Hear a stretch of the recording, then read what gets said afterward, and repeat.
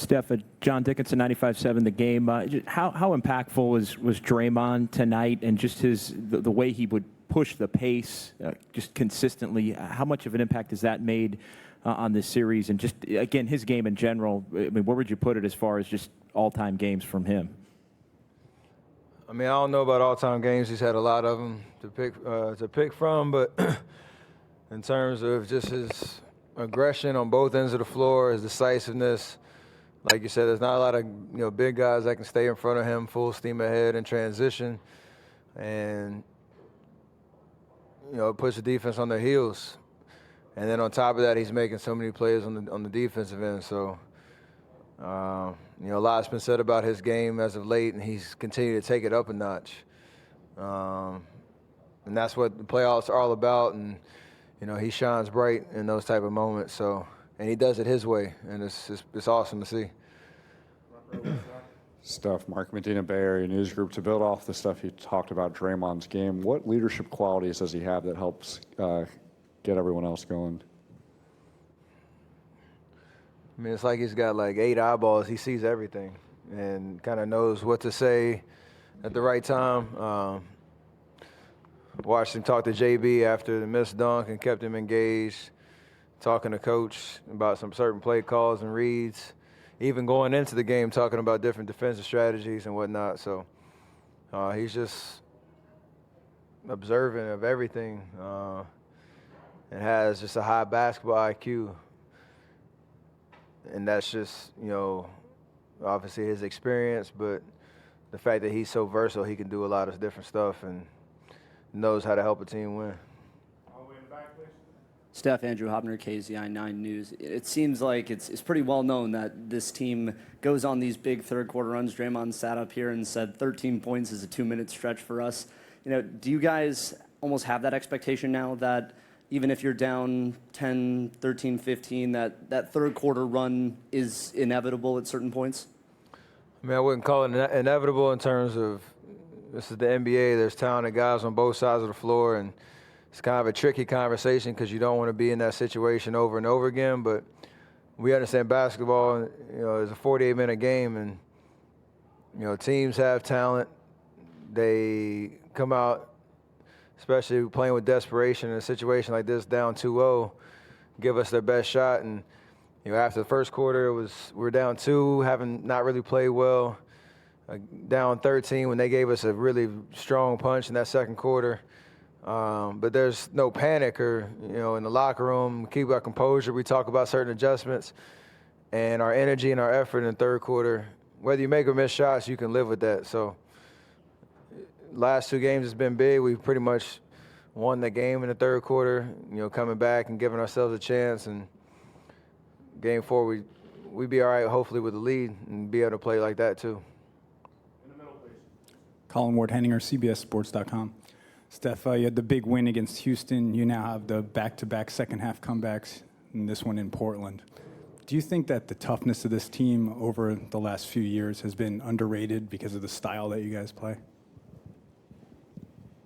I mean, you don't win without that competitiveness and that killer instinct and just finding different ways to win games and different styles. And tonight, and as of late, obviously with KD out, it's those other, I call them the other guys, but, they know who they are, that step foot on the floor and play with confidence. Quinn was tremendous in that first, 4 to 5 minutes in the fourth quarter, decisive, getting to his spots, making plays.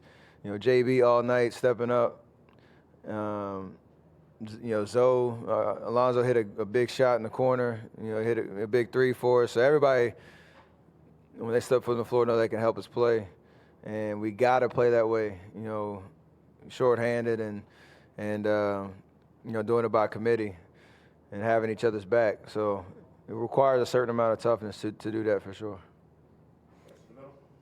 Jamal Corner, Reuters. Steph, given kind of the degree of difficulty of the last couple games, the comebacks, kind of not to mention, the underdog status, if you will, that you guys have kind of taken on since Kevin's injury, does that make these last few victories just that much more satisfying?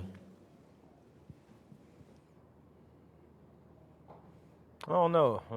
We've been in this situation before, chasing the finals appearance, and it's kind of hard to separate all the different narratives. It's just about winning and doing whatever it takes to win. So we're going to keep that same mentality no matter what's thrown at us. And, again, we're one win away from 5th straight finals. Like, a lot goes into that, and you can spend all day talking about all the different storylines. It's just you got to win games and figure it out. Steph, Tom Ward, Coin TV. You mentioned a desperate team, and that's what Portland will be on Monday. How much of a priority will it be within your guys' huddle to, close this series out and not give them any semblance of having a shot in this series? The mentality stays the same in this building. We know they're going to come out, like you said, and play. Just come out swinging with nothing to lose. We got to be able to have energy and smarts, to start the game and hopefully win that first quarter to create momentum. But closeout games are always tough, no matter what the series is. And again, they have nothing to lose at this point, so they're going to be playing with like their reckless abandonment. We got to be able to take that punch and go right back at them with our keys in mind of how we've been playing defense.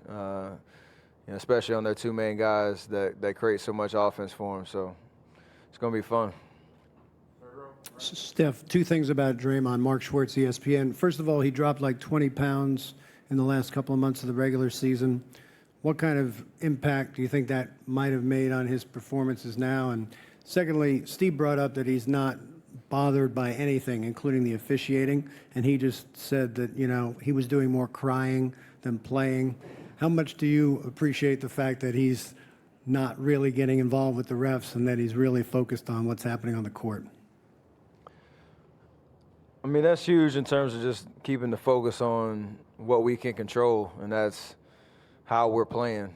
Calls are going to go a certain way, and you can waste energy all you want talking to the refs. I've never in the history of the league seen somebody or a ref change a call because somebody was arguing it.